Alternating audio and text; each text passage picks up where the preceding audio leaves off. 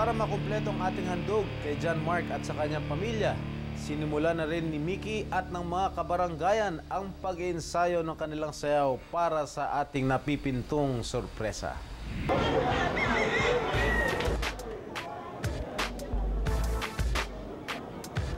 Sinimulan namin yung rehearsals namin na sobrang maaga, pero mainit.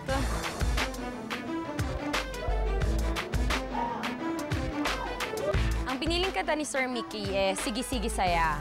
So, ang laman nung kanta, basically, sige lang, push forward, have fun, masaya lang. Kung i-relate natin to sa kwento ng buhay ni John Mark, sa kanya naman kasi, kapos kasi sila sa pera, pero gusto niya mag-aral. Kaya lang hindi kaya ng family, pero sobrang talino niya. So, kahit ganun, kahit nagkakaproblema sila sa pamilya financially, na hindi sila makapasok sa school ng sabay-sabay, college, high school, ganyan, push forward lang siya, push forward, sige lang, hanggang matapos niya yung pag-aaral niya. Mahirap dito, medyo mahirap dito sa location ngayon kasi sobrang daming bata, sobrang maliliit yung kalsada, tapos maraming pedicab, sobrang dami talagang bata. Hindi siya pangkaraniwan. Kahit saan kami magpunta, nahihirapan kami kasi nagre-rehearse kami, nagtuturo kami, andyan na pala yung bata sa likod mo, may natatapakan ka na pa, naaatrasan ka na pala mga bata, hindi mo sila masaway, maingay din. Nahihirapan kami dahil hindi ka makagalaw na maayos, maliit yung lugar, parang walang hangin.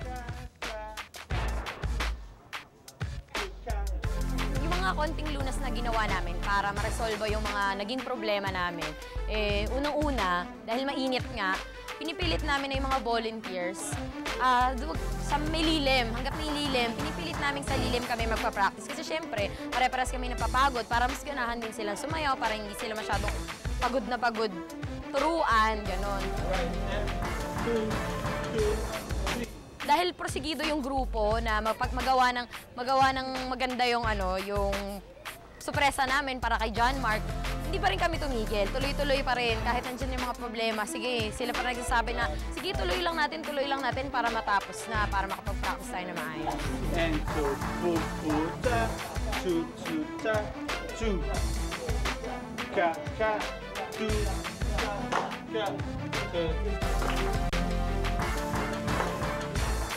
Sana yung baranggayan natin, mas maging patient. Yun yung pinaka-hinihiling ko. Maging patient sila para hindi agad uminit yung ulo, hindi agad mapagod, hindi agad mairita. Para mas magawa namin, mas maging masaya kami sa practice.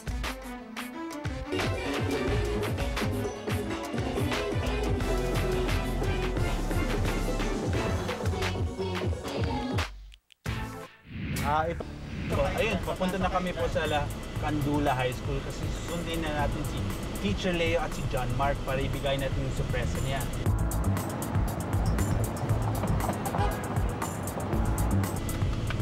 Excited na ako kasi hindi alam talaga ni John Mark na may surprise siya. At hindi din alam ni Teacher Leo na surprise din natin siya. Let's do this! Hi! Nasaan ba si Teacher Leo? Si Teacher Leo?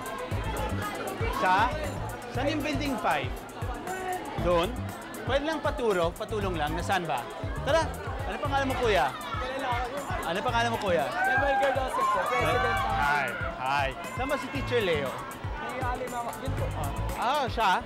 Guro mo din siya? Hindi po, third year pa lang po. Third year. Saan si Teacher Leo? Hi. Teacher Leo? Teacher. Hi! Hi, Teacher Leo. Hi. Ako po si Mickey po. Pinadala ko yung paring era kasi tinatanggap ko natin yung sulat niyo. Ngayon, tanong ko, Teacher Leo, bakit naisipan niyo po na magsulat kay paring era? Kasi Mark, honor student. Okay. Kaya dapat mag-develop mo ka ng depensa. Kailangan niya kasi pinamapakita. Mahirap, kulang sa mga gamit, pero nag-practice kasi. Wow. How much more, di ba? Wow. That's so nice of you.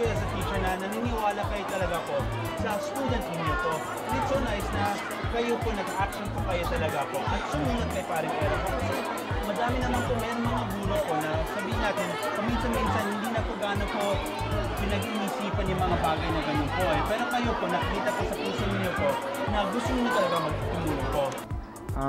Kanina po, habang nag-uusap po kami ng mga klase ko, nagulat na lang po ako nung dumating si Kuya Mickey sa amin. Tapos, ganun po. Hello, John Mark! Hi, John Mark. Hi. Hello, hi. Ako si Nikki. Hi, hello. Hi. And bakit nandito ako?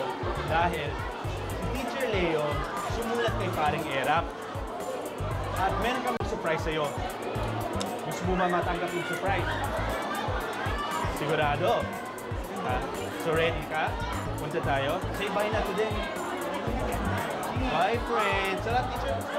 Si Leo po. Tama po. Narinig ko, ikaw yung Valedictoria. Henyo. Ayun na. Tara, pasok tayo ha. Sige. Bye-bye! Bye-bye! Yeah.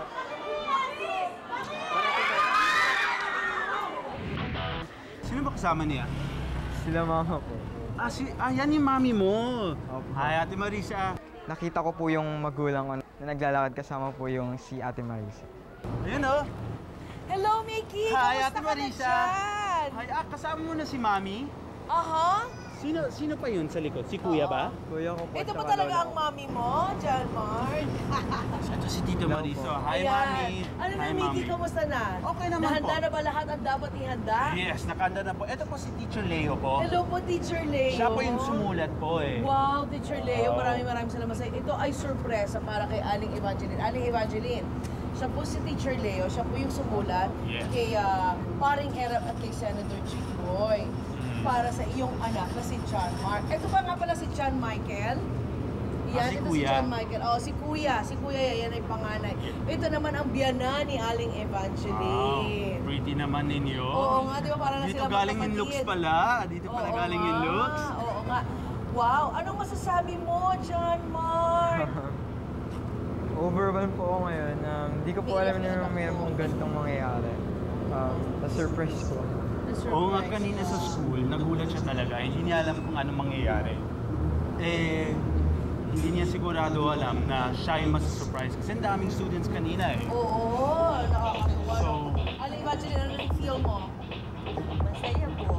Ikaw ready ka na for the surprise? Ready ka na? Ready? Here we go.